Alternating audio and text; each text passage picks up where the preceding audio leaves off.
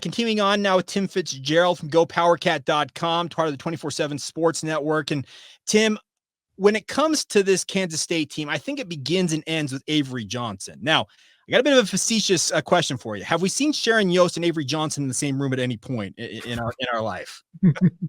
He is. He's an incredible young man. He really is.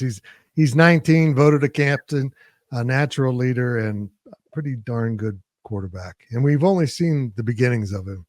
Well, and that's the thing about this is I don't think many programs would have told Will Howard, thank you for your service, but you can go and find another place to play. And Will's now at Ohio State and doing his thing. But I think that speaks to the talent level they have, or at least what they expect to have in Avery Johnson. Is that right? Yep. Every other player that was on scholarship quarterback last year transferred. They knew they weren't going to play. Okay. So they had to rebuild that room. They're going to be really cautious with Avery because you lost some pretty good quarterbacks, some guys that had some experience in the system. So they were kind of wiped clean.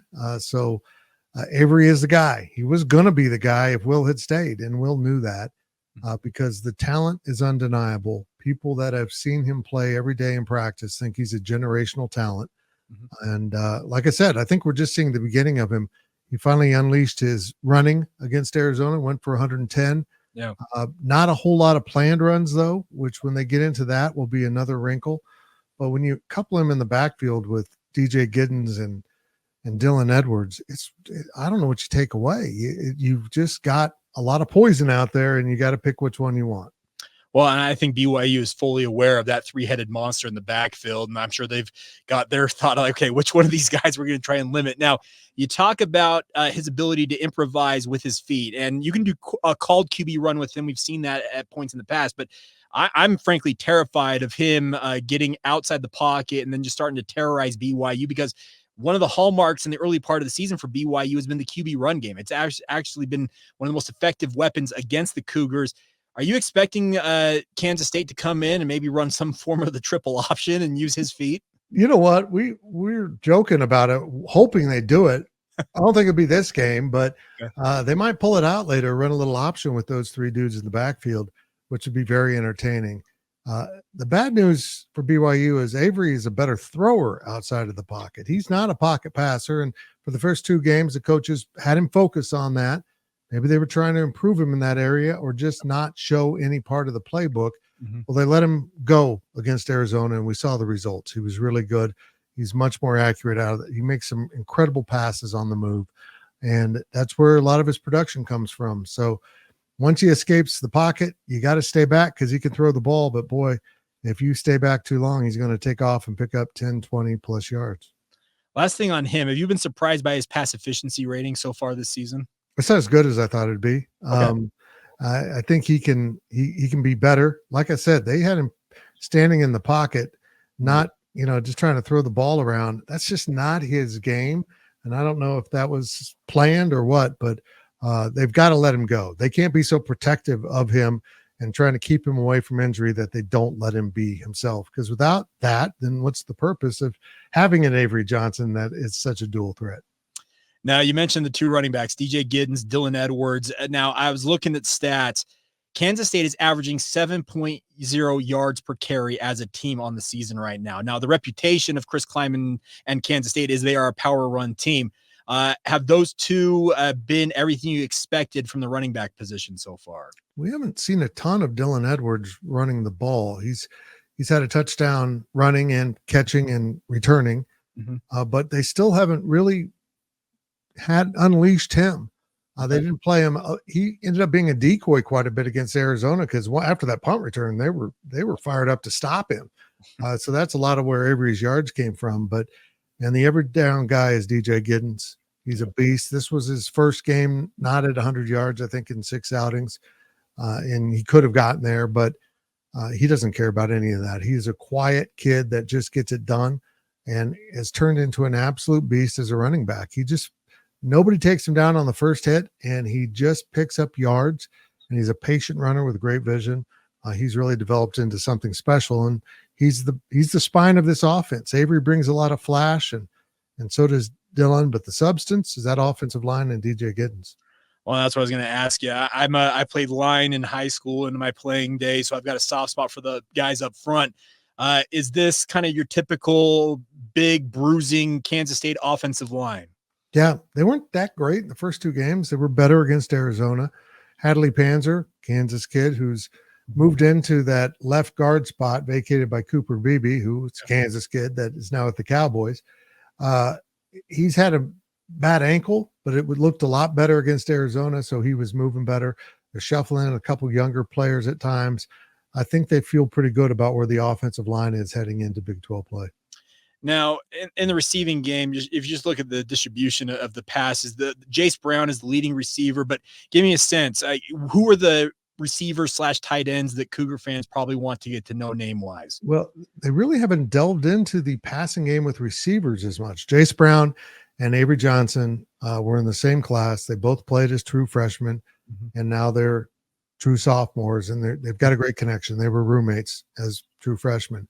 But the rest of the offense with the receivers just hasn't clicked into formation yet. I mean, Keegan Johnson's pretty good. They've got some depth there, and they've had some guys that have underperformed. Where he's done the damage is with tight ends. Now, keep in mind, Dylan Edwards is a really good receiver. DJ Giddens is a sneaky good receiver. You don't expect it from a guy like that. But they've got a trio of tight ends right now that they rotate freely, and they use all the same. We thought coming into the season, the main guy would be Garrett Oakley. He has not been the main guy. Braden Lofton, a guy that came on in spring ball and then in the fall has asserted himself as a main player along with the third tight end. And it's fun. They're all numbers are in the 80s. So it gets very confusing. But when in doubt, they throw touchdowns to the tight ends. It's just what they do. Okay. Now flipping over to the defense, I that 3-3-5 look, it's becoming more and more common, it feels like, across the Big 12, but it's one of the hallmarks of what Chris Kleiman has kind of done during his time at Kansas State, is running that defense. BYU fans of a certain age will remember when Bronco Mendenhall brought it to BYU in the early 2000s, and he ended up morphing it into a kind of more of a 3-4 defense during his time with the Cougars. But this is the 3-3-5, and it attacks from everywhere. And I think Kansas State runs maybe about as pure a form as you can find of that defense. What's intriguing about that is he's a 4-man front coach. Yeah. But they came to Kansas State, played one season. And they said, well, that doesn't work as well as we hoped it would. And they learned the 3-3-5. They literally went out and found a coach. He will not say who it is, who taught them the principles of it. They've tweaked it quite a bit in the process. And now they kind of come back around. They realized last year they were getting beat at the point of attack. You know, Ollie Gordon at Oklahoma State was a issue. There's a lot of good running backs in this conference. So you'll see them go to a 4-man front on occasion. Their defensive tackle is like a heavy defensive end, maybe 265. And their whole thing is just to get to you, just to harass you, chase you down. They're really deep at defensive end. They're really good at linebacker. And they've got some pretty good coverage guys. So they have, the last two quarterbacks have run for their lives throughout the game. And whether they get you or not, they're not going to let you have a clean passing angle. And that's been pretty effective. I'm going to just venture a guess that Bronco Mendenhall may have been one of those phone calls that he made back in the day. Go to bed. He will not say, I'm going to get it. I'm going to give him a beer sometime and find out what the secret to that is. Get him to fess up a little bit. Yeah, I can understand that. Now you talk about, they've got very good linebackers. Austin Romaine, I like watching that kid play. Give me a sense, like, will they, because the 3-3-5, the hallmark of it is you can bring a corner, you can bring a safety, linebacker, you can do any which thing you want. Give me a sense of who really the leader is. Is it Romaine on that defense? Who is the heart and soul of Kansas State on D? Probably Austin Moore, one of the outside linebackers. He's, in his final year. He's a typical K-State. He's a former walk-on who's developed into just a rock-solid player. They call him the machine because he just duplicates everything he does over and over and over and just goes about his business.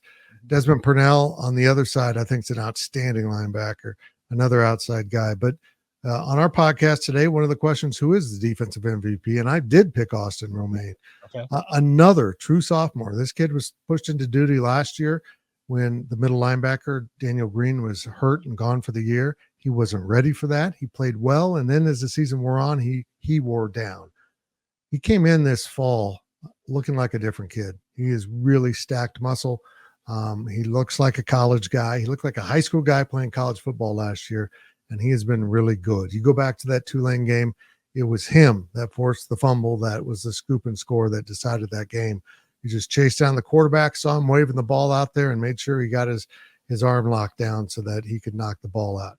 Headsy player, aggressive player, and just a great middle linebacker that's really developed. Again, that freshman class from a year ago was really good, and those guys are showing up all over the field now. Well, and I think BYU fans are thinking, well, we've got a defensive class this year. The guys they brought in on defense from this 2024 cycle, got a lot of true freshmen contributing. So I guess in some circumstances, BYU fans are hoping that they have the come up like Kansas State has had with that 2023 class, it sounds like.